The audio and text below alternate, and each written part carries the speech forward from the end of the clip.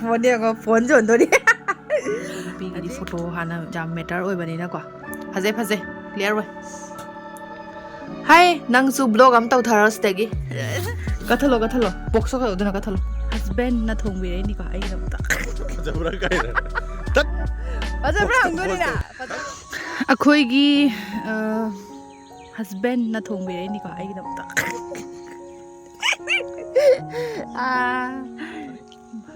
ꯑꯩꯈꯣꯏ ꯍꯁꯕꯦꯟꯅ ꯊꯣꯡꯕꯤꯔꯛꯏꯅꯤ ꯍꯥꯏꯕ ꯅꯠꯇ꯭ꯔꯣ ꯑꯗꯨꯗꯤ ꯑꯗꯨ ꯃꯥꯅ ꯊꯣꯡꯉꯒ ꯃꯥꯁꯦ ꯍꯤꯡꯒꯣꯜ ꯏꯁꯤꯡ ꯆꯥꯏꯕ ꯀꯨꯝꯍꯩꯌꯦꯕ ꯑꯗꯣ ꯃꯅꯥꯛꯇ ꯐꯝꯃꯨ ꯍꯥꯏ ꯑꯩꯗꯨꯒꯤꯗꯃꯛ ꯂꯥꯛꯏꯅꯤ ꯑꯩ ꯐꯥꯜꯇꯨꯗ ꯁꯤꯗ ꯐꯝꯕꯒꯤꯗꯃꯛꯇ ꯂꯥꯛꯏꯅꯤ ꯃꯌꯥꯝ ꯀꯌꯥꯝ ꯑꯣꯛꯇꯕ ꯍꯥꯏꯗꯣ ꯃꯥꯁꯦ ꯃꯊꯣꯟꯅ ꯊꯕꯛ ꯁꯨꯅꯤꯡꯗꯦ ꯑꯗꯨꯗꯨꯅꯅꯦ ꯃꯤ ꯃꯊꯧ ꯇꯥꯏ ꯏꯅꯦꯝꯕꯣꯛꯇꯣ ꯏꯪꯉꯦꯅ ꯂꯥꯛꯄꯤꯗ꯭ꯔꯦ ꯑꯗꯨꯗꯨꯅ ꯃꯥ ꯑꯩꯉꯣꯟꯗ ꯑꯩꯁꯦ ꯐꯝꯃꯝꯃꯤꯅꯦꯕ ꯑꯩ ꯔꯨꯝꯗꯀꯣ ꯑꯗꯣ ꯃꯥꯅ ꯑꯩꯁꯦ ꯃꯦꯒꯤ ꯍꯧꯕꯤꯒꯦ ꯆꯥꯔꯣ ꯂꯥꯎ ꯃꯅꯥꯛꯇ ꯐꯝꯃꯨ ꯍꯥꯏ ꯑꯗꯨꯗꯒꯤ ꯑꯗꯨꯒꯤ ꯄꯨꯔꯛꯏ ꯅꯠꯇ꯭ꯔꯥ ꯍꯥꯏꯔꯣ ꯃꯤꯅ ꯊꯥꯖꯔꯔꯣꯏ ꯍꯣꯏ ꯍꯥꯏꯔꯣ ꯑꯗꯨꯒꯤ ꯄꯨꯔꯛꯏ ꯅꯠꯇ꯭ꯔꯥ ꯎꯏ ꯀꯩ ꯎꯔꯣꯏꯗꯣꯏꯅꯣ ꯌꯥꯎꯗꯣꯏꯅꯤꯅ ꯅꯪ ꯍꯧꯔ ꯄꯨꯔꯛꯏ ꯑꯗꯨꯒꯤ ꯄꯨꯔꯛꯏ ꯅꯠꯇ꯭ꯔꯥ ꯅꯪ ꯑꯩꯗ ꯐꯝꯕꯒꯤ नंग फम पे पुरी इंद्रा बैठने के लिए लेके आया ना तुम हाँ मैम लेचिन सीधी को बाबू पुंगे तारे हजिक 8:30 तारे ngasi gi lechin se pajana thai sida di khangre bo ma loi bini bo na sai ne khatang mang du soi kuma me ba ko ai di dukana atai su thari hujik na mu khra bu gan thor ba khangde ayu ki duty ni se फम्बा की घूस pizza रही ना तो घूस खिला के लेके आया बे तुझे मुझे तुम मैम चारगा टेस्ट तौरगा मा हाइरो वाई सिदा हाय हंगाम मटर अदेदी तिलहौ मना धनिया सॉरी फडिगोम अदुगी सेजवान सॉस अखोइगी अखो मा पेरपदो अदुनी मैम टिफिन दका तौरा पुरैनी मादी चारेबा मादी चार लाएबा मा आई सिगा चारगा टेस्ट तौरगा हाइरोय हाउब्रा हाउतब्रा अदुनी चागे मैम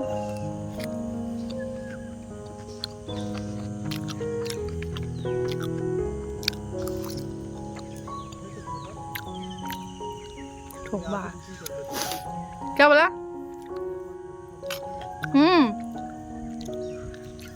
मसाना मसाबु हेरो नि साजरीबा सोनरी थबक लोइसले हदु मानजले सोनदी नत्रबो होय हेरो आइदो हनुरे तुम हेरो नि ताई गोंदा असिदा ओनबे म पुलाइनी संग नथोन लै हैना दना वाथि गांग बै पुलाइने बैदा मया यावजरे मनिंदा लेचिन अखोइगी याम रिक्वेस्टेड वीडियो निको सिसे मागी फ्रेंड्स सिंगिनी याम शॉर्ट वीडियो होइदो निको मयाम नत्रा अदो मागी फ्रेंड्स सिंगना याम कन्ना यावहन लउ हना हायबने आइगी हस्बैंड से दुदुगी मासे तबक सुबक कुमाइने बको अदो याम स्टाइल तौना का लाक्सै नि सामोल सेम देदना इसिंग नगा चाइ इसिंग चाइ बे रगे माइ मसक यंगहन बिर ओना हायबदो अदुदुगी यंगहलिनी मयाम ये फ्रेंड्स मैम गे केना न ताडी बोल ने बोलो राजू राजू आई बेस्ट फ्रेंड अदुदुना हाइबिरकपने बको यावहन बिराना अदुदु यावहलिने मयाम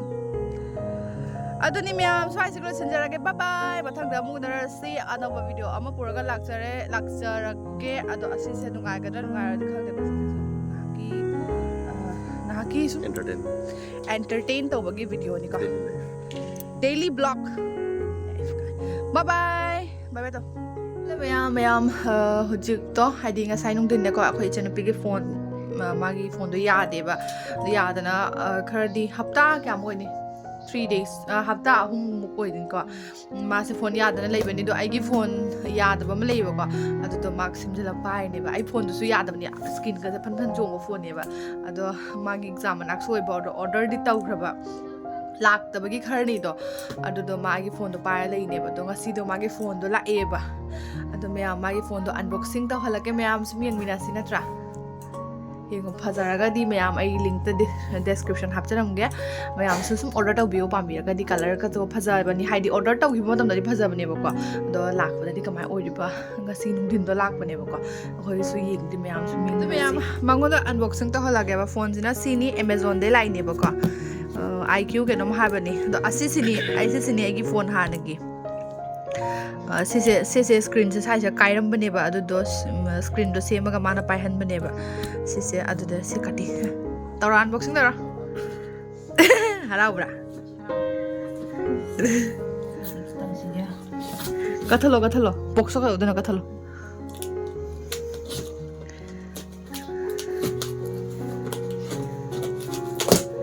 ꯑꯥꯏꯁ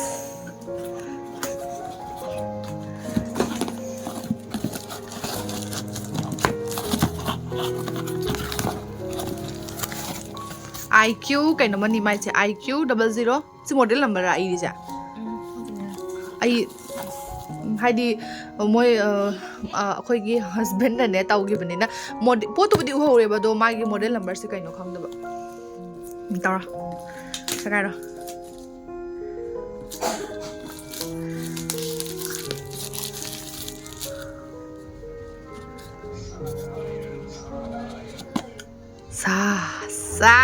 ꯐꯖꯔꯣ ꯀꯔꯞꯅꯤ ꯅꯠꯇ꯭ꯔꯥ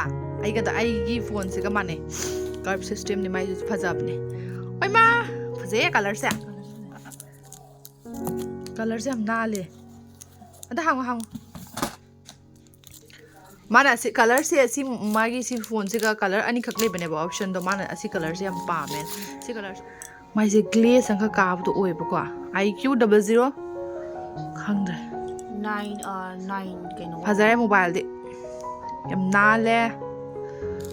ꯑꯁꯤ ꯁꯨꯃꯥꯏꯅꯒ ꯁꯦ ꯄꯨꯔꯥ ꯑꯩꯒꯤ ꯃꯣꯕꯥꯏꯜꯁꯦ ꯑꯩꯒꯤꯁꯤꯅ Vivo V29 Pro ꯅꯦꯕꯀꯣ ꯑꯗꯣ ꯑꯩꯒꯤ ꯐꯣꯟꯁꯤꯒ ꯃꯥꯒꯤ ꯐꯣꯟꯁꯤꯒ ꯍꯥꯏꯗꯤ ꯗꯤꯖꯥꯏꯟꯁꯦ ꯄꯨꯔා ꯆꯞ ꯃꯥꯟꯅꯩ ꯀꯔꯞ ꯁꯤꯁꯇꯦꯝ ꯇꯧꯔꯒ IQ 00 Z9S 5G ꯍꯥꯏꯕꯀꯣ ꯑꯁꯤꯒꯤ ꯐꯣꯟꯁꯦ ꯃꯌꯥꯝꯅ ꯄꯥꯝꯕꯤꯔꯒꯗꯤ ꯑꯩ ꯗꯦꯁꯀ꯭ꯔꯤꯞꯁꯟ ꯍꯥꯞꯆꯔꯝꯒꯦ ꯅꯠꯇ꯭ꯔꯥ ꯃꯌꯥꯝꯁꯨ ꯂꯧꯕꯤꯌꯨ ꯑꯩꯈꯣꯏꯅ ꯑꯦꯃꯥꯖꯣꯟꯗꯩ ꯑꯣꯔꯗꯔ ꯇꯧꯈꯤꯕꯅꯦ ꯁꯦ ꯑꯣꯟ ꯇꯧꯔꯛꯑꯣ ꯐꯣꯟꯗꯣ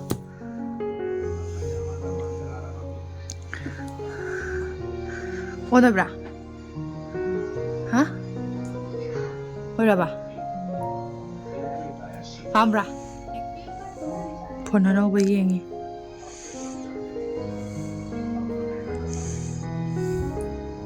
ꯂꯩꯁꯥꯕꯤꯒ ꯌꯥꯗꯦ ꯅꯥꯟꯅ ꯄꯥꯏꯗ꯭ꯔꯥ ꯈꯨꯄꯥꯏꯒꯁꯦ ꯑꯩꯈꯣꯏ ꯂꯩꯁꯥꯕꯤ ꯑꯣꯏꯔꯁꯨ ꯑꯩꯈꯣꯏꯁꯨ ꯁꯨꯃꯥꯏꯅ ꯄꯥꯏꯔꯛꯇꯦꯗ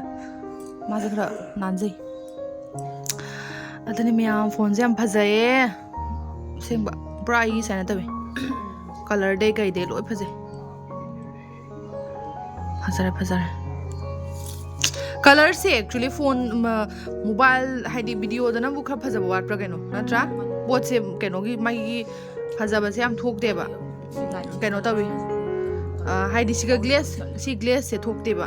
ꯑꯣꯔꯤꯖꯤꯅꯦꯜꯗꯅ ꯑꯃꯨꯛ ꯐꯖꯕꯅꯤ ꯐꯖꯔꯦ ꯁ꯭ꯃꯨꯠꯁꯨ ꯑꯣꯏ ꯌꯥꯝꯅ ꯖꯥꯡꯒꯤ ꯐꯣꯟꯁꯨ ꯄꯥꯝꯖꯔꯕ ꯑꯗꯩ ꯑꯁꯤ ꯀꯩ ꯌꯥꯎ ꯌꯦꯡꯉꯨ ꯃꯥꯏ ꯀꯚꯔ ꯌꯥꯎꯔꯝꯒꯅꯤ ꯌꯦꯡꯉꯨ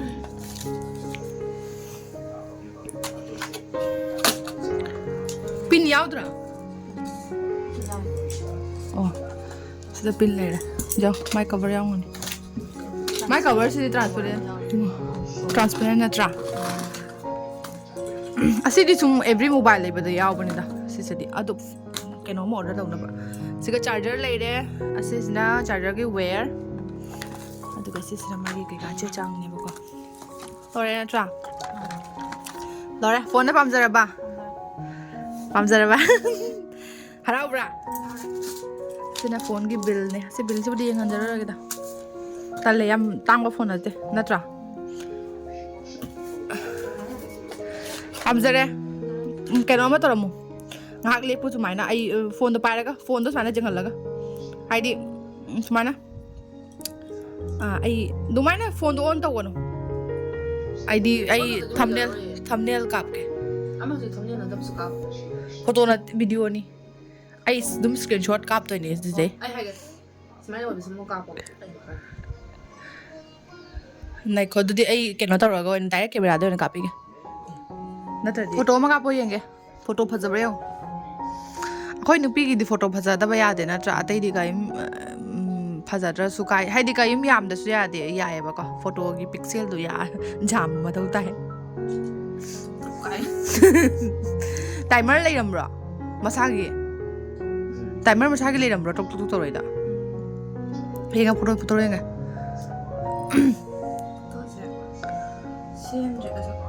ha hujiki recent kapado yenge biro yaina sidi phajay aina yengbadasu aina photo haidi akhoi haidi mai myam badane ko ai di husband dare aduduna mana yengbadadi rem kyam jawi khotle ana yenge ba to mana engoni khalakpada ai di megapixel do hana yenge ba kai akhoi nupi gi di photo hana jam matter oi bani na ko phajay clear oi Hi, nang su blog am tau tharas tegi.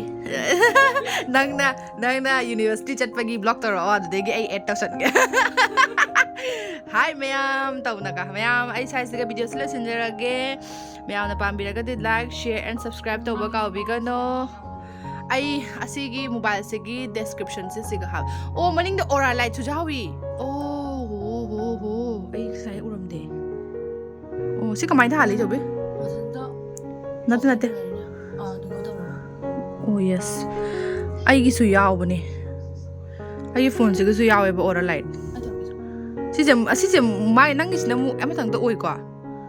Aigi is na mu color on ba yai. Oh si type oh cha flash down bro flash jaw na jaw. Jumi. Oh. Ko.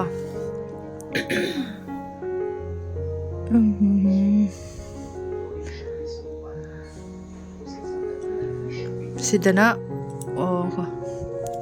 aura light na si ne ba ko place na si oidoni aura light se khoi gi block ka pa adedi stand self kaino mai dana ne ai gi leibuto stand do tripod daga hapaga ne ko khoina ga dum reels ka kapado asida thammaga ne asigi light thalaga reels kapa yam nungai ba to ai di nungmatan tawde kapude ai gi phone siga su yawe ba actually da di yam nungai ba phone ni smaina se asi hanagi akhoina hujikti mi ayamana blog painare na youtube kai ka khangde youtube ta na te reels influencer yam leiba do aduduna kai hai hajikan ki anova features phone upload haidi anova features launched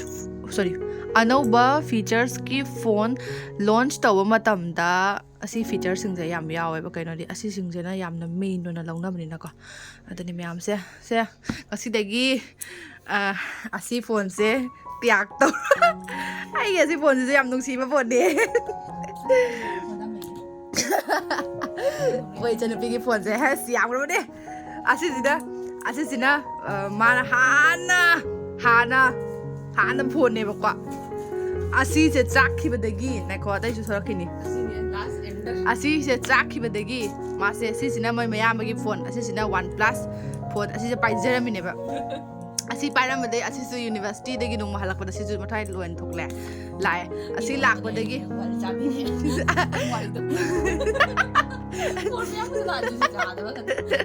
asi